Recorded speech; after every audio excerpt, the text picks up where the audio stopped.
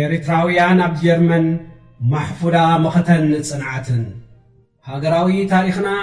በትልዑል ፍቕሪ ሃገርን ህዝብን ሓያል እምነት ኣብ ዕላማ መዳርክቲ ኣልቦ ጽንዓት ጀግንነት ተወፋይነት ርእሰ ምትእምማን ዝመለለዩ ኪንዮ ውልቃዊ ጣዕሚ ረብሓ መጻእቲ ወለዶታት ዝቐድም ተወፋይነት ኤርትራውያን ዝነደቐ እዩ እቲ ቀንዲ ሓይሊ ህዝቢ ኤርትራ እቲ ዝተገልጸ ሃገራዊ መንፈስን ሞራልን እዩ ሚዛኑን ክብረቱን ኣብ ቅድሚ ማሕበረሰብ ዓለም ኣዝዩ ረዚንን ብቐሊሉ ዘይለዓልን ዝገብሮ ረቓሒ ድማ እዚ ፍሉይን ዝሕብንን ታሪኹ እዩ ብኸምዚ ዝኣመሰለ እምብዛ ዝሕብንን ዘኹርዕን ጅግንነታዊ ታሪኽ ሓርነቱ ብገዛ ቅልጽሙ ዝጨበጠ ገድለኛ ህዝቢ ኤርትራ ንናጽነት ከም ቅድሚ ኩነት ንምህናፅ ፍትሕን ረህዋን ዝሰፈኖ ስልጡን ሕብረተሰብ እምበር ከም ናይ መወዳእታ ዕላማ ጠሚትዎ ኣይፈልጥን በዚ ድማ ድሕሪ ናጽነት ረመፅ ሓርነታዊ ኺናት ኣጥፊኡ በሰላ ኺናት ኣሕውዩ ብዝተዓጻጸፈ ጻዕርን ህርኩትናን ኣብ ጎደና ስልጣነ ንኽጽምበር ኣብ ዳግማይ ገድሊ ንህንጸትን ልምዓትን ሃገር ተጸሚዱ ኣብ ዝነበረሉ እዋን ልዑላውነት ኤርትራን ምቕልባስን ዕብየቱ ንምኽላፍን ዝተሃንደሰ እልቢ ዘይብሉ ተጻብኦታት እዩ ኣሕሊፉ ኣብዚ ካልኣይ ገድሊ እውን ብዙሕ ቅያታት ፈጺሙ ብኣንጸባራቕ ዓወት ክወፅእ ክኢል እዩ ራእይን ዕላማን ሰማዕታት ናይ ቅድሚ ናጽነትን ድሕሪ ናጽነትን ስውኣትና ሓርነት እዩ ሓርነት ብሓርነቱ ዝለዓለ ዕያር ናይ ሓርነት ኩልንትናውን ምልኡን ሓርነት ናጽነት ዝበረኸ ሃገራዊ ዕላማን ምጭባጥ ከም መሰረት ዘገልግለና ባይታ ጥራሕ እዩ እቲ ዝበረኸ ዕላማና መንፈሳውን ነገራውን ጠለባት ዜጋታት ብመልኣት ዘረጋግጽ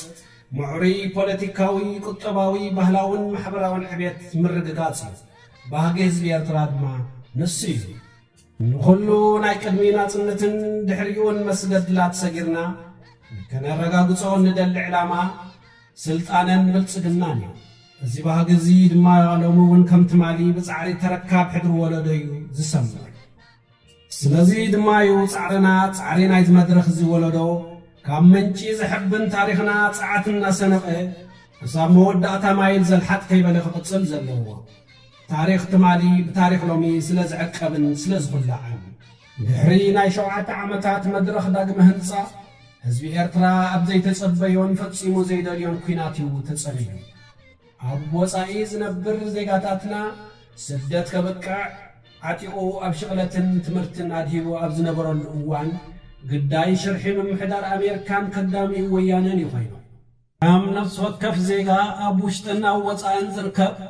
ኤርትራውያን ኣብ ጀርመን እውን ካብ ፈለምኡ ከም ቆፉ ዝተተንከፎ ንህቢ ማሕላሎና በማለት በሓባር መሳርዖም ኣዋዲዶም ኣብ መኸተ ሃገር ከቃሙቱ ጀመሩ ይኹን ደኣምበር ቀዳማይ ድልየቶም ምርግጋጽ ሰላም ስለ ዝነበረ ማሕበረሰብ ዓለም ኣብ ቀርኒ ኣፍሪቃ ሰላም ከረጋግጽን ተዋጋኢ ባህርያት ወያነ ከዕግስን ድምፆም ኣስሚዖም ንኹናት ብሓፈሽኡ ንወራር ወያነ ከዓ ንምኹናን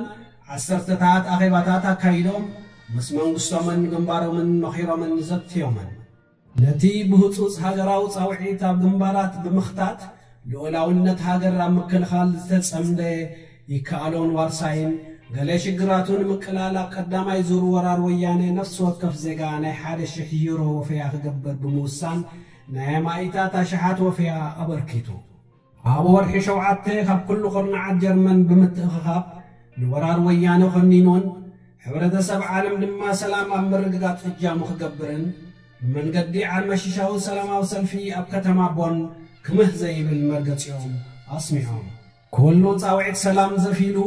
ወያኔ ኣብ ካልኣይ ዙር ወራር መሳምርሐት እውን ማለት ኣብ 1999 ዳግማይ ናይ ገንዘብ ውህያ ብምግባር ኣብ ምሕያል ሓይልታት ምክልኻል ኤርትራ ዓቕሙ ዘፍቅደሉ ዘበለ ኣበርኪቱ ወያኔ ኣብ ቀዳማይን ካልኣይን ወራር ዘጋጠሞ ፍሽለት ምውሓጥ ምስ ኣበዮ ብምትብባዕ ምምሕዳር ኣሜሪካ ሳልሳይ ወራር ምስ ኣበገሰውን ማዕረ ማዕሪኡ ሰፋሕቲ ኣኼባታት ብምክያድ ንወራር ወያነ ኾኒኑ ሕጂ እውን ደኺመ ኸይበለ ካብታ ዝርካቡ ፋይናንሻዊ ወፈያታት ብምግባር ምክልኻል ሓይልታት ኤርትራ ዘለዎ ደገፍን መርገጽን ብግብሪ ደጊሙ ኣንጽሩ ኣብ ከተማ በርሊን 10 ኣሽሓት ዝተሳተፍዎ ሰላማዊ ሰልፊ ብምክያድ መንግስቲ ጀርመንን ማሕበረሰብ ዓለምን ዕንደራ ስርዓት ወያነ ደው ከብሎ ጻውዒቶም አቅሪቦም ሳልሳይ ወራር ምስፈሸለ ኮሚሽን ደብ ምስቆመውን እንተኾነ ዜጋታትና አብካል ኡራይ ማይድሃቡን ሀገር ናይ ምህናት መስርሕ ቡልቃው ወፍርን ካብ መንግስት ቦንድ ብምግዛእን ገስጋሱ ደው ከምዘይብል ገይሮም ሚያዝያ 13/2001 ኮሚሽን ደብ ውሳኔው ምስሃበን ስርዓት ወያነ አብ ሓሸዌ ምስኣተውን አብ ከተማ ስትራስቦርግ አብ ቅድሚ ፓርላማ ኤውሮፓ ምስካልኦት ደቂ ሃገር አርመሽሻዊ ሰላማዊ ሰልፊ ብምክያድ